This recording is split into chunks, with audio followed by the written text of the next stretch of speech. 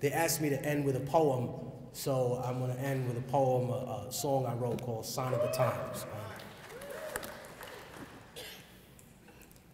Imagine the word of God without religious groupies. Imagine the Savior, born in a Mexican hoopty, persecuted single mother in a modern manger. You'd crucify him again like a fucking stranger. Tears of the anger are worth more than diamonds or rubies. Imagine being locked up since juvie. Imagine changing your life and still going out like Tukey. Imagine people talking shit when they never knew me. Imagine a movie that depicted the pain in your life like them kids in Afghanistan chasing a kite. For most of the world, that's what it's like. Imagine if the woman you're supposed to love for the rest of your life is set to marry someone else at the end of the night. They say you fight the greatest jihad in your heart and your mind and fight the hardest when you start from behind. So I dream the impossible all the time. Fuck a Masonic design. America's future is mine. Repeat that to yourself. Cause if our culture's a crime, them numbers tatted on your arm aren't too far behind. They can only conquer you after they murder your mind. So rise up, motherfucker, like the sign of the times. I feel my body weakening, but my spirit is fine. Ready to go to war with devils at the drop of a dime and fight with my rebel army until the stars are aligned. Cause Nostradamus was a white man's prophet who predicated European supremacist logic because the pilgrims and the conquistador columns killed more innocent people than Hitler and Stalin. So I guess the fortune teller skipped an antichrist or two. Brother, give this to the OGs doing life with you and pray for the problems with the Pope's psychology so the Vatican will offer an apology. For what? For destroying the people's liberation theology, snatching the spirit of Jesus from people in poverty. Business decisions like keeping people in prison but had the opposite effect, incarcerating religion. That type of crooked politics exposed on a populace is obvious if you read the Northwood documents. So fuck the compliments for what I recorded and live for revolution instead of always dying for it. I love you. Thank you very much.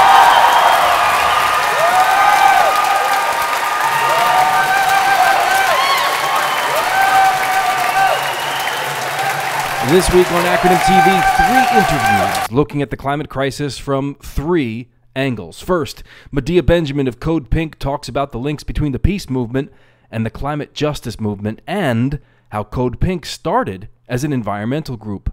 Then, the Howie Hawkins momentum in the gubernatorial race in New York is ramping up. Howie talks about green justice in the electoral arena. And finally, Occupy Sandy organizer Nastaran Mohit talks about our need to face down white privilege within the movement and step out of our comfort zones. Acronym TV is made possible with a financial contribution from popularresistance.org and from individual donations from viewers like you. Acronym TV, what do you stand for? You can try to erase me, minimum wage me, news article page me, calling us crazy. Your foundation is shaky, top heavy and lazy, with a sticker that says I love the 80s. They say they too big to fail, I say the harder they fall.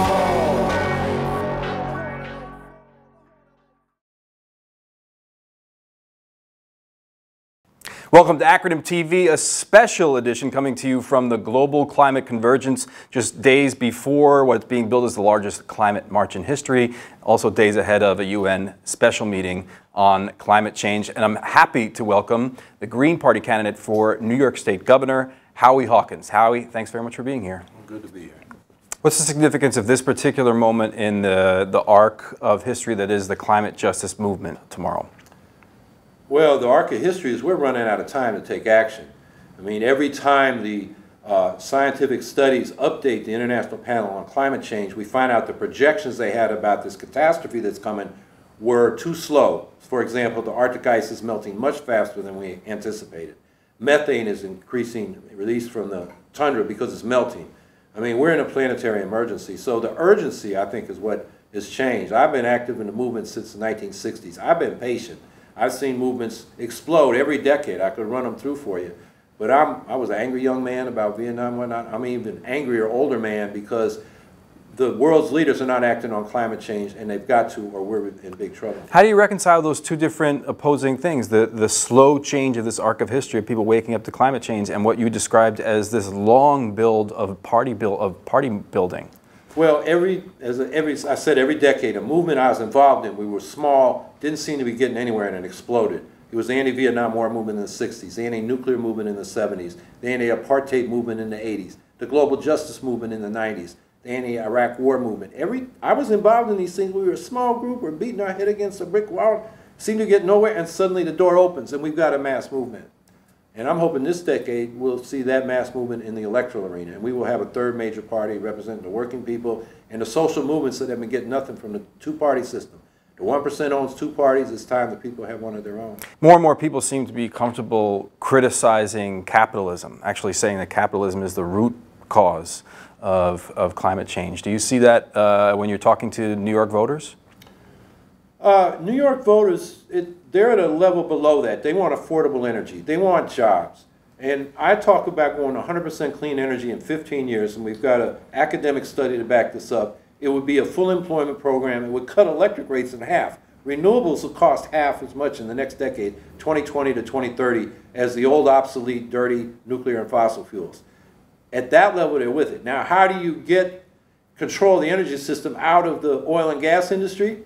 Obviously, if you think about it and begin to work on it, you're going to have to make them public utilities that operate at cost for public benefit instead of for-profit corporations that are willing to burn up the planet with their fossil fuel reserves. So when you get beyond what, jobs, clean energy, climate action, affordable energy, and talk about, well, how do we do it? Then you face the problem that these privately owned corporations are operating for the benefit of a narrow elite, not the people. And you could talk about changing the economic system of capitalism, at least in the energy sector. So is capitalism then compatible with climate justice?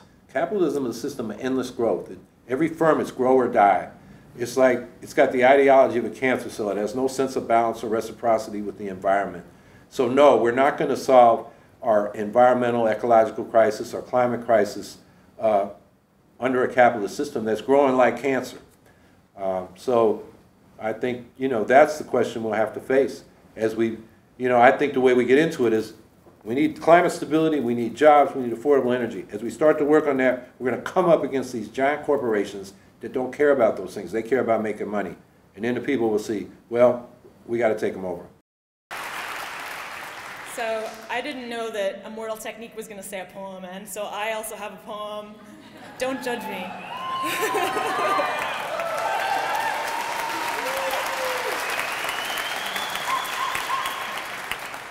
I read this poem in Saskatoon a few weeks ago at a rally in support of Palestine. It's meant to draw.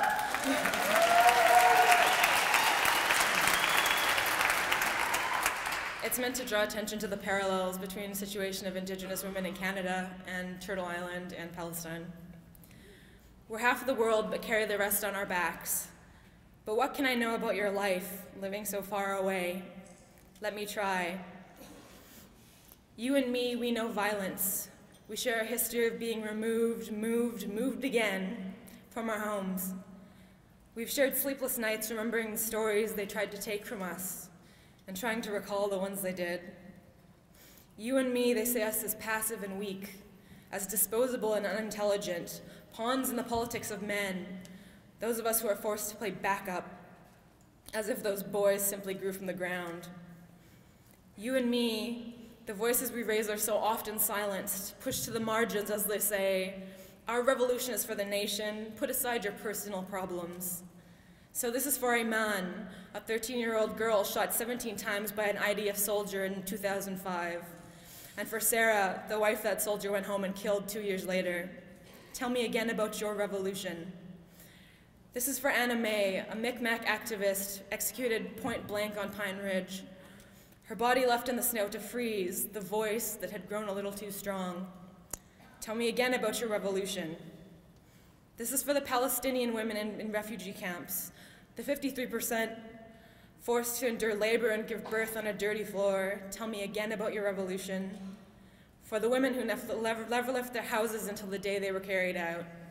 Tell me again about your revolution. This is for the women who were raped and told that speaking out will harm their community, so it's best to suffer in silence. Tell me again about your revolution. We're the ones they run over on their way to the marches, but you and me, we're the ones who hold it down at home, because we know that even with guns going off in the background, Hebron via 20th Street in Harlem, children have to be fed. We're the ones who lead the charge in the streets, intifada and idle no more, and we refuse to return home as slaves.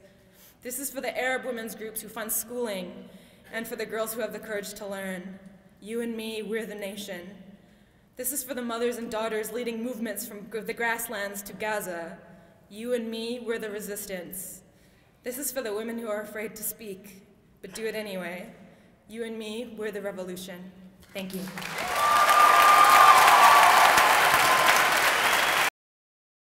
Welcome back to Acronym TV's special coverage of the global climate convergence. I'm proud now to welcome to the show Medea Benjamin, co-founder of Code Pink, frequent guest at Senate committee hearings, and several times guest here on Acronym TV. Medea, thanks for being here. Good to be with you, Dennis. So what does an anti-war activist care about the climate justice movement? Why are we converging here this weekend? I wish we could all get together, the hundreds of thousands of us, and say, we are all environmentalists. We are all peace activists. We are all workers' rights advocates. We all care about immigrant rights. I mean, we are people who care about the planet. And if you care about the planet, you care about the people, workers, immigrants, their rights, and you care about whether we are destroying the planet by polluting or by polluting through war or whatever it is. So, you know, it's funny, Code Pink is known as a peace group, and we started as a group of women who came together around the environment. Mm-hmm. We were called Unreasonable Women for the Planet. And we saw ourselves as kind of kick-ass organizers. One of our first members was a fifth-generation shrimper, Diane Wilson, fighting the pollution in the San Antonio Bay. Another was worked on coal mining issues. We had people who were organic farmers. I mean, we came together as women. It was only when we had a lunch break and we talked about the wars that were about to rage with the U.S. about to invade Iraq, we said, shouldn't we as environmental advocates care about us getting into another war? Yeah. And we were all saying, yeah, man, of course, you know, we're environment, peace, it's all tied in together. And that's how Code Pink started, from an environmental perspective. And we've gone down this slippery slope of entering into another war without end, started by a president who has no plans to get out of it before the end of his term.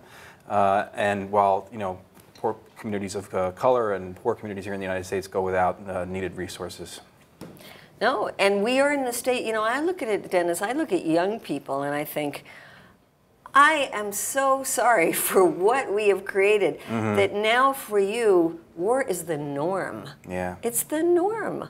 I mean, they've been going for like 13 years with war, and now Obama comes in and says, all right, you know, now we're going to start another one. It's going to be a long time. It's going to be a couple of years. In a committee meeting we were in, they talked about decades. Yeah. So now they're telling young people, sorry, you know, this is just the way it is.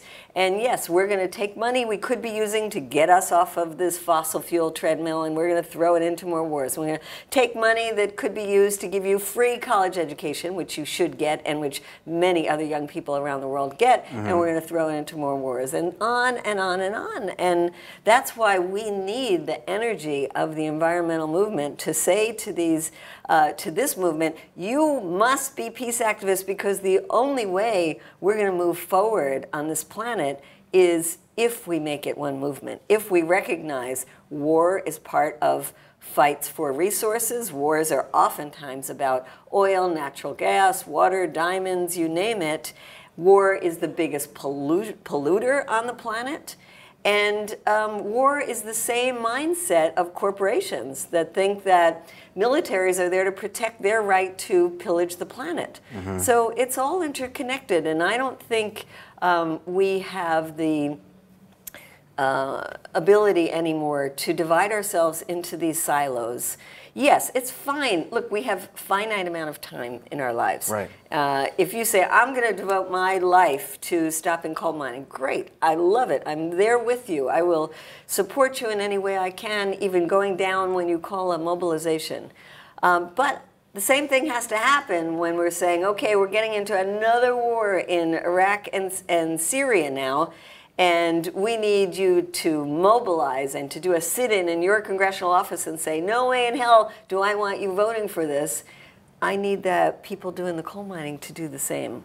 It's got to go around. Well, there are going to be a lot of different verticals, right, or silos, as you say, involved in this climate march. And people all over the world are going to see over 100,000 people in the streets of New York tomorrow, albeit in a permitted rally that's going to end as far away from the UN as possible. What is the significance of those images that are going to be spread around the world, do you think? We're hours away from it. I think it's important for people around the world to see that there is a really diverse community of people in the heart of the empire, in the biggest polluter in the world, that care enough about the planet to be out there on the streets, and that these are people, a lot of them, who are not just doing a day march. A lot of these people are people who are involved in many, many other ways. And, you know, I travel a lot around the world, and unfortunately, the image that people have of the United States is that all we care about is ourselves. All we care about is accumulating more stuff, clothes, resources, money, bigger houses, bigger cars, whatever. And we don't care about the planet. We don't care about the rest of the world, that we're so just focused on our own lives, our own country. And we've got to show people in the rest of the world that we care about the rest of the world. We care about the whole planet. We understand the interconnections, and that there are many, many, many of us whose ultimate goal in life is not to get more stuff, but to make this planet one that is sustainable for future life. Now, we're hearing a lot of criticism within certain of these silos about climate justice as being incompatible with capitalism. You know, I think when you look at it from the structural point of view, capitalism and this need for constant growth is incompatible with a sustainable environment. On the other hand, I think we have to work within what we have. And what we have is a system, even in a country like China, that calls itself a communist system, that is, you know, a huge capitalist country and that is a huge polluter. So we work incrementally now because that's what we have. But I think to change people's mindset about the kind of system we want, we have to get rid of the big corporations that have so much control over our lives, over our planet, a whole system that is based on one that says that fulfilling shareholders' financial interests is the most important thing that a company can do. I mean, all of these things are definitely incompatible with the planet if we wanted to survive.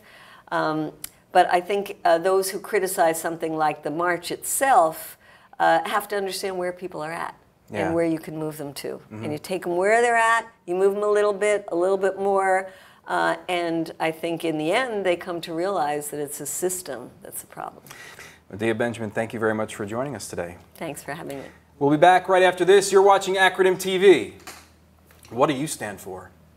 Welcome back to Acronym TV, coming to you from the Global Climate Convergence. We're here with Nastaran Mohit, labor organizer. Thank you very much for talking with me today. Thanks for having me. So last night at the opening plenary, you spoke very eloquently about the need for people to take this issue of climate justice, even if they're working in a vertical or a bubble or a column like labor, and take it out of the abstract. The revolution is not, and this movement is not going to be spawned from, you know, the activist community, the white community. It's going to be led front and center by marginalized and the most directly affected communities.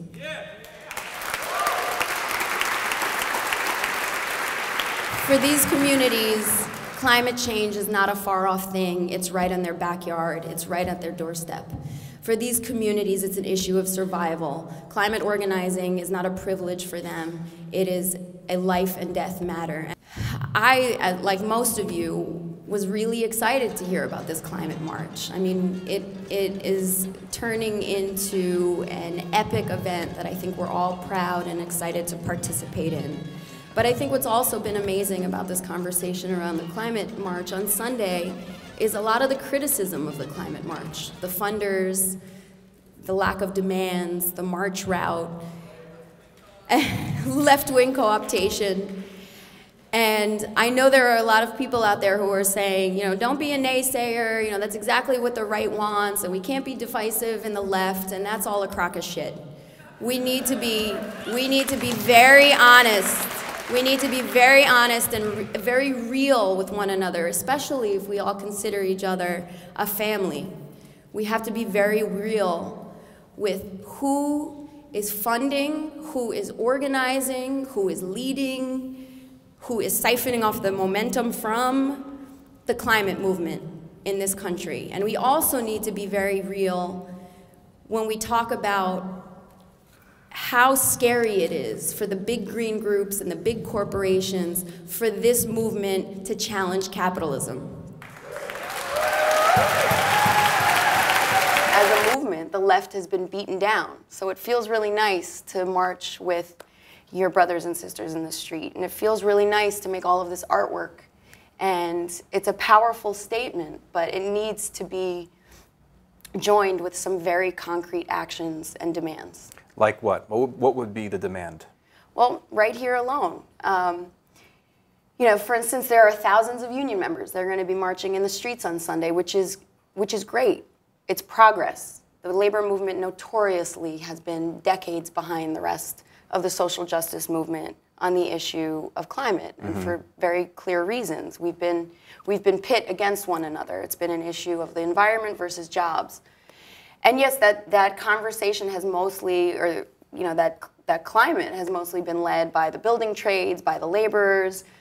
As you know, their opposition to the Keystone XL pipeline was one of the biggest issues in the labor movement. For instance, the AFL-CIO not taking a stance in opposing the Keystone XL pipeline.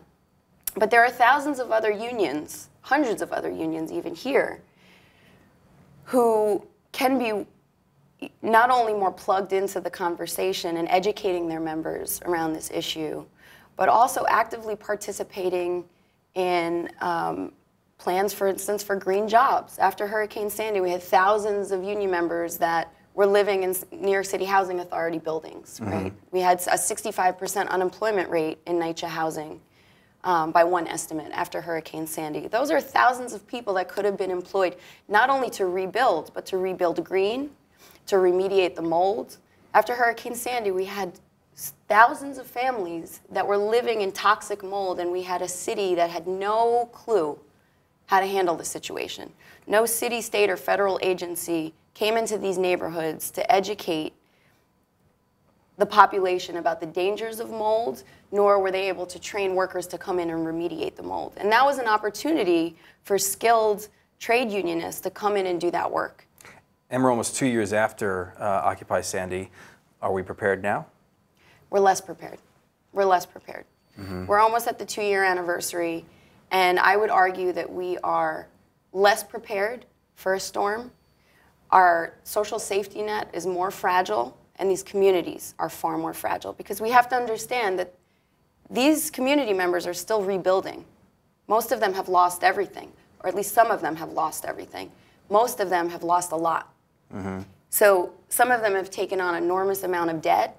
Some of them have nothing left in their bank accounts. So if another storm hits, what resources do they have to fall back on? And this comes back to the issue of why low-income communities are impacted the most by climate change. Because, you know, if you have a home to escape to, if you have a second home, you have a vacation home, you have friends, you have family, the more wealth you have, the more resources you have. You can go to a friend's house in apartment in Manhattan, or you can go to your, you know, your summer home in Pennsylvania, and you can escape the next hurricane.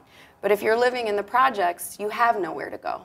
For an organizer and an experienced activist, marches, especially one that's going to end as far away as you can physically possibly be on the island of Manhattan from the United Nations, may leave something to be desired. But for a lot of people who are going to experience doing something for the first time in their lives, and for a lot of people seeing, say, the image of people marching down 6th Avenue 40 blocks long, whoever gets that overhead shot on the cover of the New York Times the next day, people are going to feel like, I should have been there. This is going to be an entry point for some people. And yet, to build up that much power, to build up the amount of leverage to gather all those people in one place at one time, can the organization that does that also be the organization that dismantles capitalism and finds the solutions to the crisis? I mean, it's no secret that the sponsors of the march on Sunday. We have the big green groups. We have the big NGOs. A ton of money has gone into the march. And they were very explicit about not having demands. And we know that although there will be an anti-capitalist kind of contingent within the march, that the march itself is not going to have an anti-capitalist or even critically anti-capitalist message. So I think those contradictions need to be rectified. A climate-themed parade, right. Chris Hedges called it. Yeah. Yes, and I know Chris Hedges has come under a lot of criticism for that, and whatever those criticisms may be, it is going to be a very feel-good march that's going to end way far away from where we're supposed to be targeting. But I think even the targeting of UN officials is a moot point in itself, because again, when the biggest organizations that are participating in this march are not criticizing the actual system that's producing these conditions, then how much progress are we making? And I agree that this is going to be an entry point for folks to start discussing climate if they hadn't previously done so. But what happens on September 22nd, 23rd, 24th? I think what's great about Flood Wall Street is that we're bringing it to the heart of Capitol, and that's a very positive step. But even after that action, what are, we have kind of two polar opposite spectrums here, where we're criticizing the mainstream for being too lamestream. And then on the other end of it, we're saying we need to dismantle capitalism or no change can happen. Right. And there's a whole spectrum in between there that we need to be looking at. What could we be doing concretely? What could we be asking of these big organizations to do, especially with unions, especially with the big NGOs, to be embarking on these massive job programs they're talking about, these massive investments in our public infrastructure, talking about investing in the social safety net. So not only are we mitigating our impact on the climate, but we're preparing ourselves for the next climate catastrophe, which we know inevitably is going to happen. Nastaran Mohit, we're going to have to leave it there. Thank you very much for joining us on the program today. Me. You're watching Acronym TV. We'll be back after this. So with the climate teetering at the brink and the UN process now grinding to a halt in complete failure, having overseen massive expansion of fossil fuels and having become the official apologist for false solutions, it's clear that governments have sold us out on the climate, but that's not all. They've sold us out on most counts too. The economy, ecology, in all of its dimensions, peace and democracy. Think Detroit, think Ferguson, think Gaza, think the Middle East.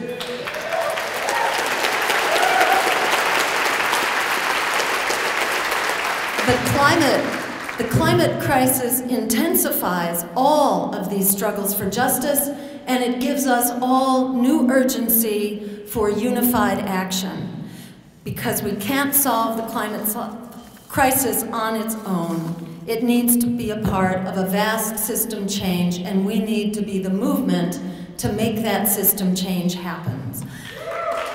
In this moment of crisis, we have an unprecedented opportunity, because if you add up our numbers across the spectrum of struggle, 1 in 2 in America alone who are in or near poverty, 1 in 3 African American men who are held hostage by the prison industrial complex, in prison on parole or probation, 40 million students in debt with little prospects to get out of debt. You add those numbers up and it's very clear. We have critical mass, we have a critical moment, we have critical momentum to win the day.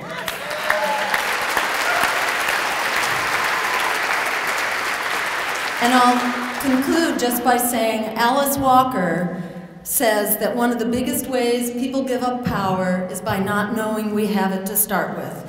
So we're here to recognize just how much power we already have and to begin using it together in a more coordinated and effective way to be an unstoppable and peaceful force. We're here to lay the groundwork to harness this power so people, planet, and peace over profit will prevail. Thank you all so much for making it so.